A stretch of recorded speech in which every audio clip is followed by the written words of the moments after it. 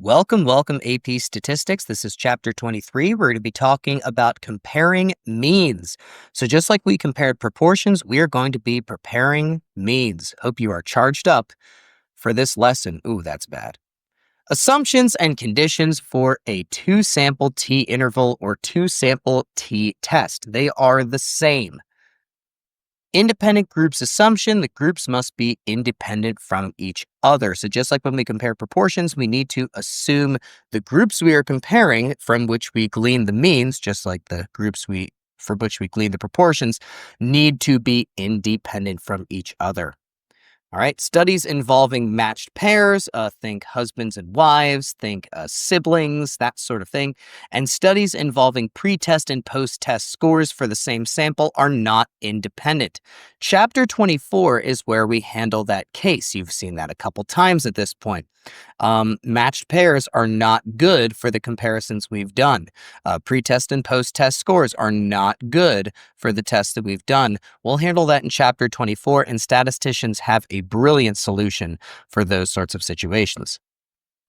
Independence assumption. Within each group, data should be based on results for independent individuals, which we can assume by checking the, you guessed it, randomization condition and the 10% rule.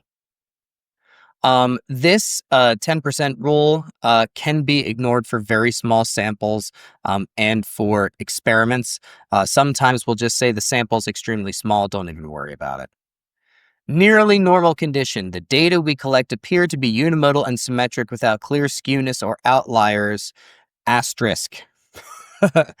Unless we're dealing with a very small sample, a sample that is somewhat sort of kind of unimodal and symmetric is going to work. It is, again, shocking what we can get away with when it comes to nearly normal.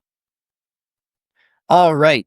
Researchers randomly assign people to eat soup from one of two bowls. 27 got ordinary bowls that were refilled by ladle, and 27 others got bowls that secretly refilled slowly as people ate. So we'll refer to the first as the ordinary bowls and the second as the refillable bowls. All right. Can the researchers use their data to make inferences about the role of visual cues in determining how much people eat? Does a visual cue like a use of a ladle have an effect on what people do in terms of consuming their food? All right. Is that visual cue important? This is an experiment, so we are able to show cause and effect as long as we do it right. So let's see if we're doing it right. Independent groups assumption, randomization of treatments guarantees this. All right. So the groups are independent. We randomize them to treatments. Bada bing, bada boom. Independence assumption. We check that with the 10% rule and the randomization condition.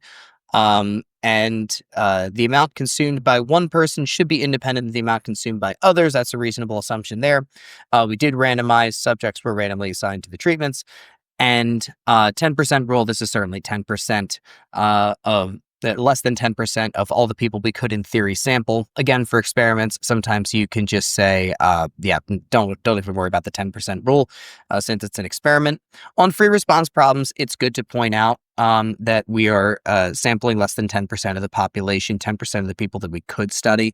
But honestly, it really doesn't matter for experiments. Nearly normal condition. Histograms for both groups look about as normal as some of you, honestly, but normal enough, but somewhat skewed to the right. I believe both groups are large enough, 27 to allow the use of T methods. Okay, 27's less than 30, but I'm just going with what the textbook says here. All right, these people have done more stats than me by a lot, so here we go. I guess that's good enough.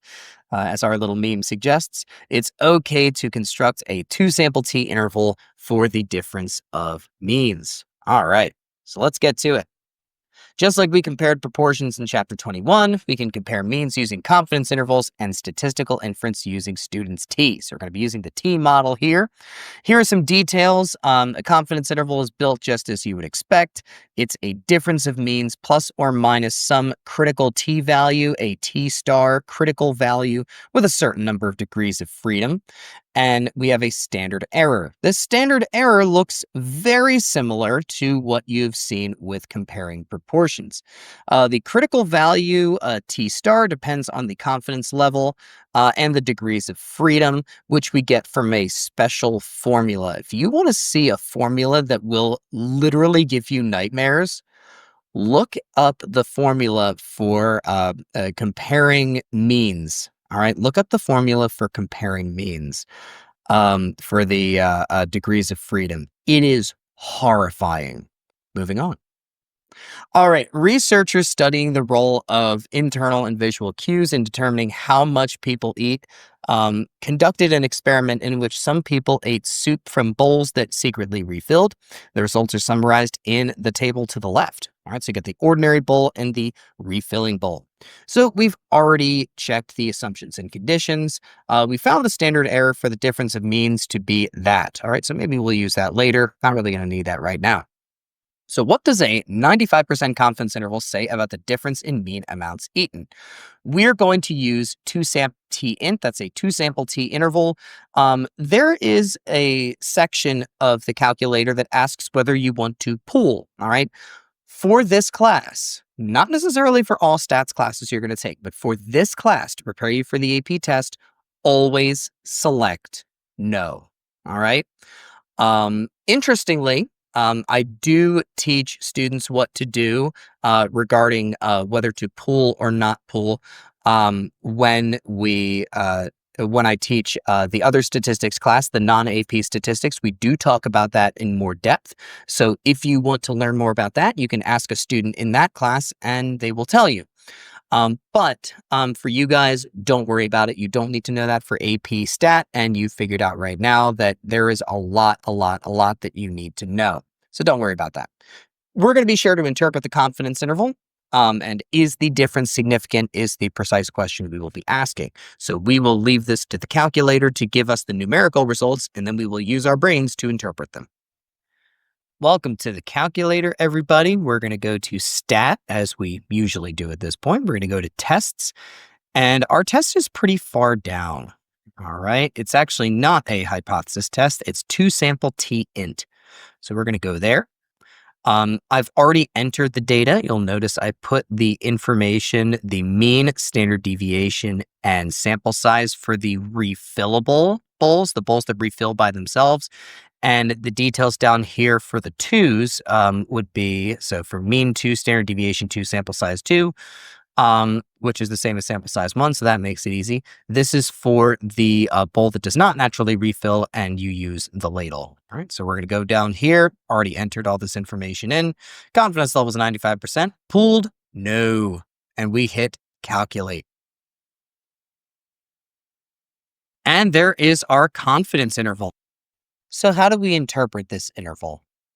The 95% confidence interval for the difference of means, that is refill minus ordinary use of ladle, is 2.1818 to 10.218, meaning we are 95% confident that on average, people with bowls that refilled automatically ate between 2.1818 ounces and 10.218 ounces more than people with bowls that didn't refill automatically. All right. So that means that at alpha equals 0.05, how did I get that? Well, that would be alpha equals 100% minus the 95% confidence interval equals 0.05. This confidence interval can be used as a two-sided alternative hypothesis test to answer our second question. Is the difference significant? Well, there is a significant difference between the consumption of people with refillable bowls versus people without. All right. So the people whose bowls refilled automatically did seem to eat more on average. All right. And the way I can tell that is because you look at this interval right here, it does not cross zero. It is unilaterally positive. So this interval unilaterally favors the self-refilling bowl over the ordinary bowl. So there is significance at alpha equals 0.05. Let's do another problem involving a two-sample t-interval for the difference of means. So sample data for the duration in minutes of batteries when played constantly in a CD player are provided below. Note that the batteries were chosen at random from packages of brand name and generic batteries. So which are better, brand name or generic? Construct a two-sample t-interval, this is going to be generic minus brand, at 95% confidence for the difference between the mean durations of two types of batteries. So, first we got to check some conditions. Independent groups assumption. Batteries manufactured by two different companies and purchased in separate packages should be independent. There shouldn't be any effect from one group to another. Randomization. The batteries were selected at random from those available for sale, which is not exactly a simple random sample. We don't have all possible batteries at our disposal to choose from, but it is a reasonably representative random sample, so it's not bad. Nearly normal condition, the samples are small, but the histograms look unimodal and symmetric. And those x-axes down there are a little sus, you might say. Those are pretty wide intervals. It's almost as if the intervals were chosen for the express purpose of making them look as bell-shaped as possible. But whatever, you know what? It's good enough. Like I mentioned earlier, the 10% rule is not hugely important if you're dealing with very small samples. We have two samples of size 6, so honestly, our textbook didn't feel the need to mention 10% rule. Of course, 6 brand name batteries and 6 generic batteries are way less than 10% of all possible batteries we could choose.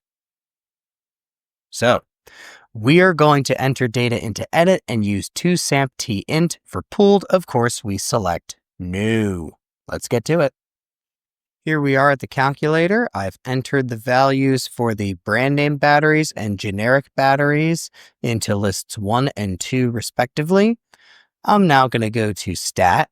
I'm going to go over to tests, and it's pretty far down. We'd have to go to toSampTint. There it is. toSampTint. I'm here at data. Now I want to do generic minus brand name, if you recall. So actually for list 1, I'm going to say second L2.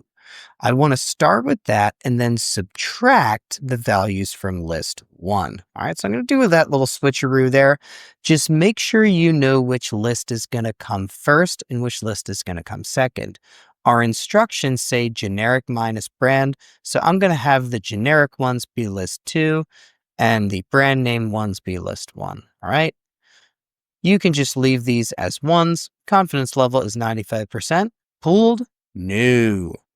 And we hit calculate. And there's our confidence interval. So how would we answer our question? I'm 95% confident that the generic batteries would last on average, surprisingly, between 2.1 and 35.1 minutes longer than brand name batteries for this task. And if generic batteries are cheaper, there's little reason not to use them. But if it's more trouble or costs more to buy them, you want to consider whether the additional performance is worth it. So says our textbook.